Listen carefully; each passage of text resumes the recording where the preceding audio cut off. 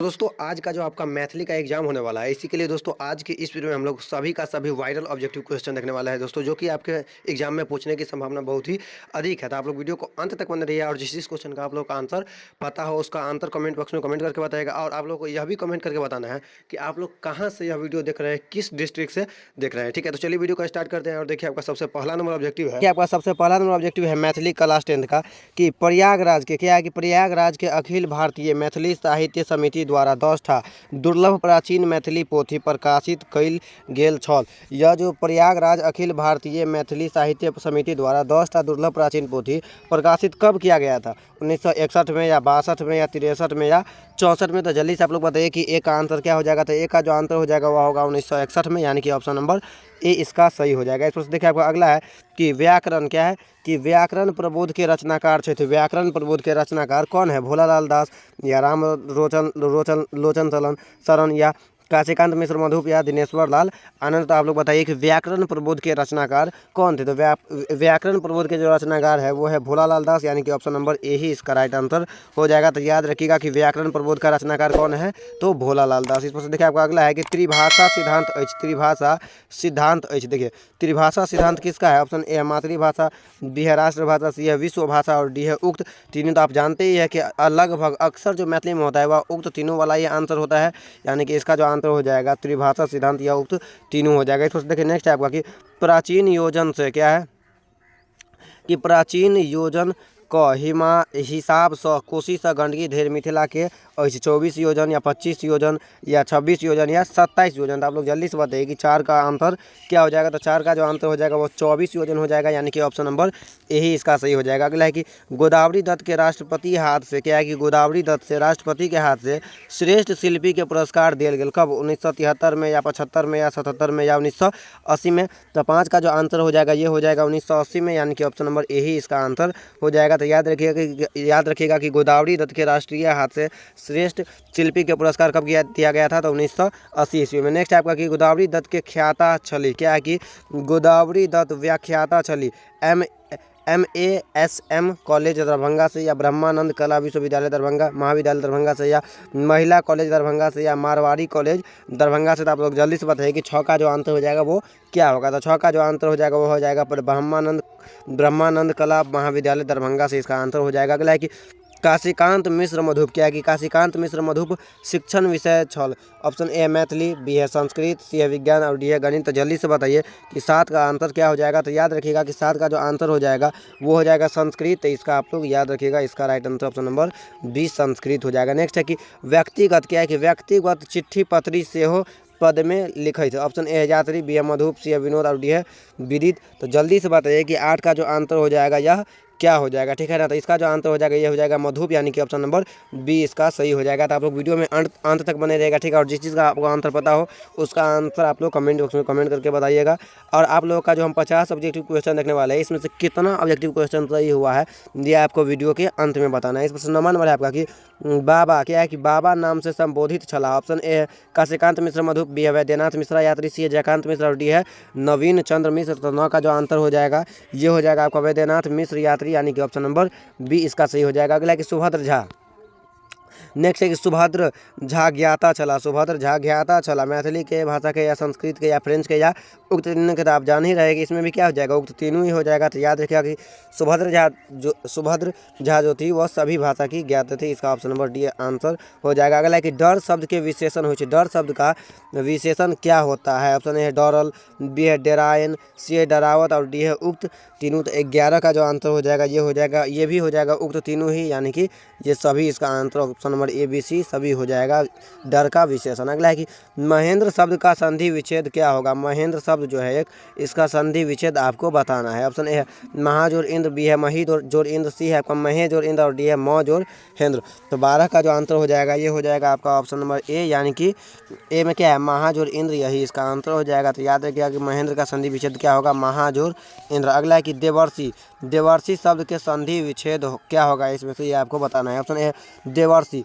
Option A देव जोड़ ऋषि, B है देव जोड़ श्री, सी है आपका देवा जोड़ ऋषि और डी है यही में कोनो नहीं? तो 13 का जो आंसर हो जाएगा ये हो जाएगा देव जोड़ ऋषि, यानी कि ऑप्शन नंबर ए इसका राइट आंसर हो जाएगा। अगला है कि नायक क्या है कि नायक शब्द के संधि विच्छेद हुए, तो नायक शब्द का संधि विच्छेद क्या होगा। देखिए आपका 4 ऑप्शन दिया हुआ है, तो जल्दी से आप लोग बताइए कि नायक शब्द का संधि विच्छेद क्या हो जाएगा। तो नायक शब्द का जो संधि विच्छेद होता है वो होता है नई जोड़ अक, यानी कि ऑप्शन नंबर ए इसका सही हो जाएगा। अगला है कि जगन्नाथ शब्द के संधि विच्छेद, देखिए यहाँ पे संधि विच्छेद वाला है, लगातार क्वेश्चन रिपीट हो रहा है, तो आप लोगों को करना है क्या है, तो आप लोग संधि का व्याकरण एक बार अवश्य ही संधि का पढ़ लीजिएगा। तो आपको बताना है कि जगन्नाथ का संधि क्या संधि विच्छेद क्या होता है। ऑप्शन ए जगत जोड़नाथ भी है, जगन जोड़नाथ सी है आपका, जग जोड़नाथ ऑप्शन नंबर डी है, जग जोड़नाथ। तो इसका जो आंसर हो जाएगा ये हो जाएगा जगत जोड़नाथ, इसका आंसर हो जाएगा ऑप्शन नंबर ए 15 का, याद रखिएगा। अगला है कि आविष्कार शब्द के संधि विच्छेद हो, आविष्कार शब्द का संधि विच्छेद क्या होगा। तो देखिए यहाँ पे भी आपका 4 ऑप्शन दिया हुआ है, यहाँ पे आपको संधि विच्छेद बताना है कि 16 का जो आंसर हो जाएगा आविष्कार का संधि विच्छेद क्या होगा। तो आविष्कार का जो संधि विच्छेद होता है वह होता है आविष जोड़कार, यानी कि ऑप्शन नंबर ए ही इसका सही हो जाएगा। अगला है कि आचार शब्द के अर्थ हो, आचार शब्द का क्या अर्थ होता है, आचरण या रीति या व्यवहार या ए आबी दोनों। तो 17 का जो आंसर हो जाएगा ये हो जाएगा ए आबी दोनों, यानी कि आप जो देख रहे हैं आचरण और रीति या दोनों इसका आंसर हो जाएगा। अगला है कि अधि क्या है कि अधि शब्द के अर्थ हो, अधि शब्द का अर्थ क्या होता है, मानसिक कष्ट या व्याधि या शारीरिक कष्ट या यही में कोनो नहीं। तो 18 का जो आंसर हो जाएगा ये हो जाएगा मानसिक कष्ट, यानी कि ऑप्शन नंबर ए। अगला है आपका देखिए कि अचल शब्द का अर्थ हो, अचल शब्द के अर्थ क्या होता है, पक्का या पर्वत या स्थिर या उक्त तीनों। तो 19 का जो आंसर हो जाएगा ये भी हो जाएगा ऑप्शन नंबर डी, यानी कि उक्त तीनों वाला ही मैथिली में अधिकतर का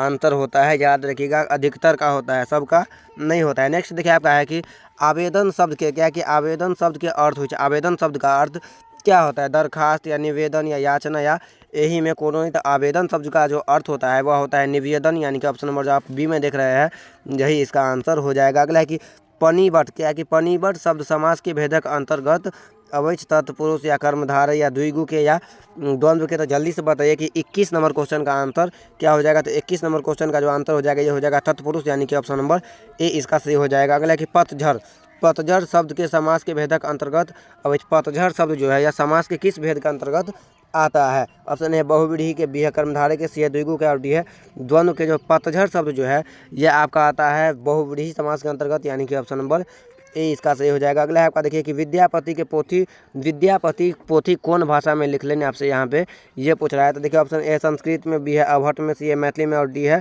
उक्त तीनों भाषा में। तो आप जान ही रहे कि इसका भी आंसर क्या हो जाएगा, उक्त तीनों भाषा में ही इसका आंसर हो जाएगा। अगला है कि चंदा झा के निधन भेलन, चंदा झा का निधन कब हुआ था ये आपको बताना है। ऑप्शन ए 1891, बी है 1901, सी है 1907 और डी है 1911। तो चंदा झा का जो निधन हुआ था वो हुआ था 1907 ईस्वी में, यानी कि ऑप्शन नंबर सी जो आप देख रहे हैं यही इसका आंसर हो जाएगा।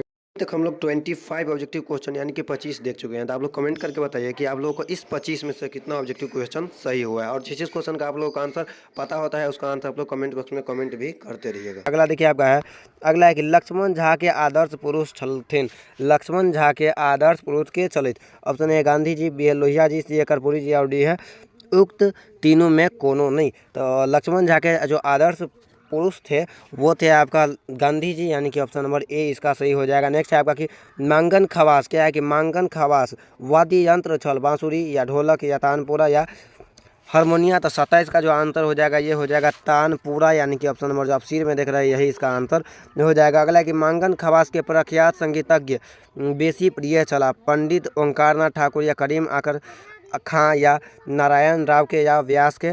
इसका जो राइट आंसर हो जाएगा 28 नंबर क्वेश्चन का ये हो जाएगा पंडित ओंकारनाथ ठाकुर, यानी कि ऑप्शन नंबर ए जो है यही इसका आंसर हो जाएगा। अगला है कि ए हिस्ट्री ऑफ मैथिली लिटरेचर क्या है। देखिए आपकी ए हिस्ट्री ऑफ मैथिली लिटरेचर के रचनाकार क्षेत्र जयकांत मिश्र या सुभद्र झा या लक्ष्मण झा या रत्नेश्वर मिश्र।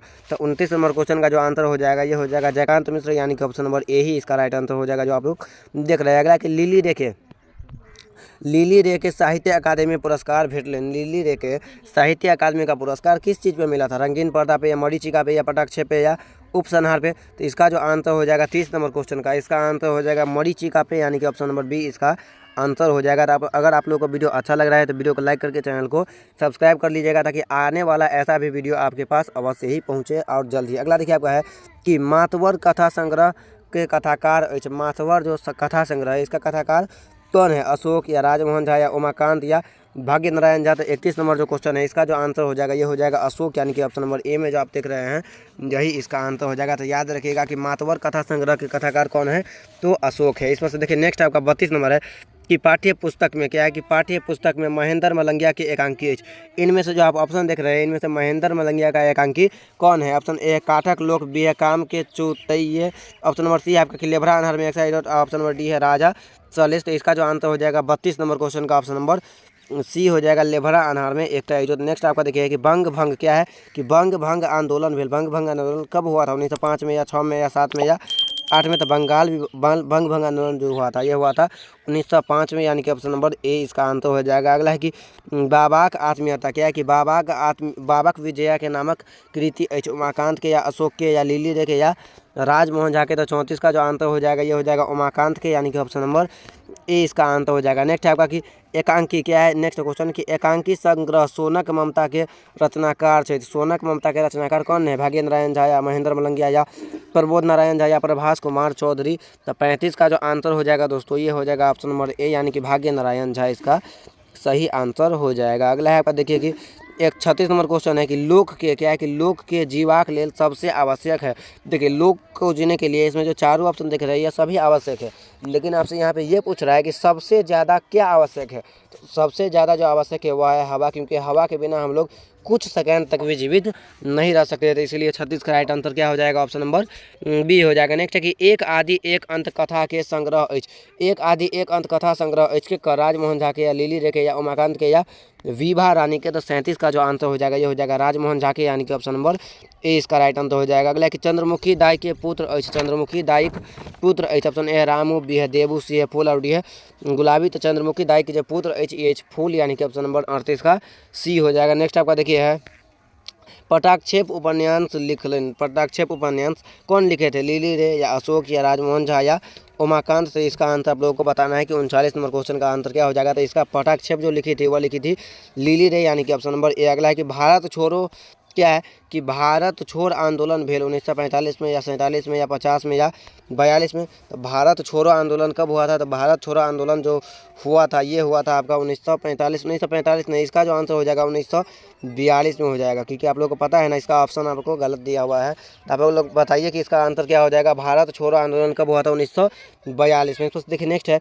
कि सीता नाटक के रचयिता अछि। सीता नाटक के रचयिता कौन है? उमाकांत या अशोक या महेंद्र मलंगिया या भाग्य नारायण झा? तो 41 नंबर क्वेश्चन का जो आंसर हो जाएगा महेंद्र मलंगिया हो जाएगा, यानी कि ऑप्शन नंबर ए। अगला है कि भारतीय राष्ट्रीय कांग्रेस की स्थापना कैलन। भारतीय राष्ट्रीय कांग्रेस का स्थापना कौन किया था? सुरेंद्र बनर्जी या बाल गंगाधर तिलक या ए ओ ह्यूम या गोपाल कृष्ण गोखले? तो भारतीय राष्ट्रीय कांग्रेस का जो स्थापना किया था वो किया था ए ओ ह्यूम। तो याद रखिएगा कि भारतीय राष्ट्रीय कांग्रेस का स्थापना कौन किया था? ए ओ ह्यूम। और अगर आपसे इसका प्रथम अध्यक्ष पूछा जाए तो प्रथम अध्यक्ष कौन होगा? तो वो होगा WC बनर्जी, याद रखिएगा। नेक्स्ट आपका देखिए है कि वैद्यनाथ मिश्रा यात्री के साहित्य अकादमी पुरस्कार भेटलन किस चीज़ पे? चित्रा पे या पत्र नग्न गाछ पे या पारो पे या नवतुरिया पे? तो 43 नंबर क्वेश्चन का जो राइट आंसर हो जाएगा 43 नंबर क्वेश्चन का ऑप्शन नंबर बी हो जाएगा, यानी कि पत्र नग्न गाछ पर इसका आंसर हो जाएगा। अगला है कि हाथ के मैल का अर्थ क्या होता है? हाथ के मैल का अर्थ क्या होता है? तुच्छ वस्तु या पछतायब या कुरियायब या खाली होयब? तो इसका जो आंसर 44 नंबर क्वेश्चन का हो जाएगा तुच्छ वस्तु, यानी कि बहुत कम वस्तु हाथ का मैल,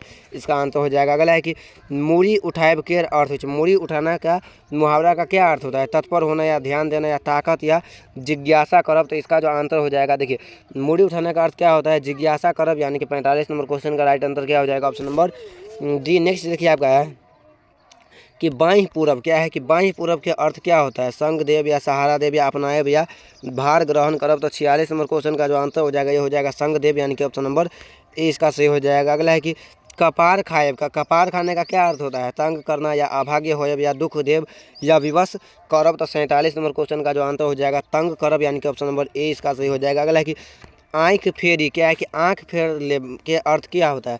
आँख फेर लेना मुहावरे का अर्थ क्या होता है? तो आँख फेर लेना मुहावरे का अर्थ होता है प्रतिकूल होना, यानी कि ऑप्शन नंबर ए इसका सही हो जाएगा। नेक्स्ट देखिए आपका 49 नंबर है कि आगू नाथ न पागू पगहा। सुने ना आप लोग ये कहावत आगू नाथ न पागू पगहा के अर्थ क्या होता है? ऑप्शन ए है आगा पाछा केओ न हो, बी है अनाथ हो, सी है एस करुआ और डी है उक्त तीनों। तो 49 नंबर क्वेश्चन का जो आंसर हो जाएगा ये हो जाएगा उक्त तीनों, क्योंकि मैथिली में अधिकतर क्वेश्चन का right answer option number D उक्त तीनों ही होता है। अगला है कि ऊँट के मुंह में जीरा। जानते हैं ना कि ऊँट के मुंह में जीरा का मतलब क्या होता है? बहुत कम। क्या होता है? देखिए वैसे आप इसका ऑप्शन देख लीजिए थोड़ा मात्रा में या पेटू का भार या तातल थकित। यहाँ पे जो आप तीनों ऑप्शन देख रही है सभी का एक ही मतलब है, इसीलिए इसका आंसर ऑप्शन नंबर डी 50 का हो जाएगा। अपने 50 का right answer option number D कैसे होगा? सभी का मतलब ये कैसे होगा? ऊँट के मुंह में जीरा का मतलब बहुत थोड़ा होता है ना, बहुत कम। तो इसका आंसर ऑप्शन नंबर ए हो जाएगा। तो याद रखिएगा कि ऊँट के मुंह में जीरा का मतलब क्या होता है? थोड़ा मात्रा में। तो 50 का आंसर क्या हो जाएगा? ऑप्शन नंबर ए हो जाएगा। तो आप लोग कमेंट करके बताइए कि आप लोगों का इस 50 में से कितना ऑब्जेक्टिव क्वेश्चन सही हुआ है। और अगर आप आगे भी इसी तरह का वीडियो देखना पसंद करते हैं तो वीडियो को लाइक और चैनल को सब्सक्राइब तो अवश्य यही कर लेना है। तो चलिए मिलते हैं फिर से किसी और नेक्स्ट वीडियो में और नए टॉपिक के साथ। तब तक के लिए जय हिंद, जय भारत।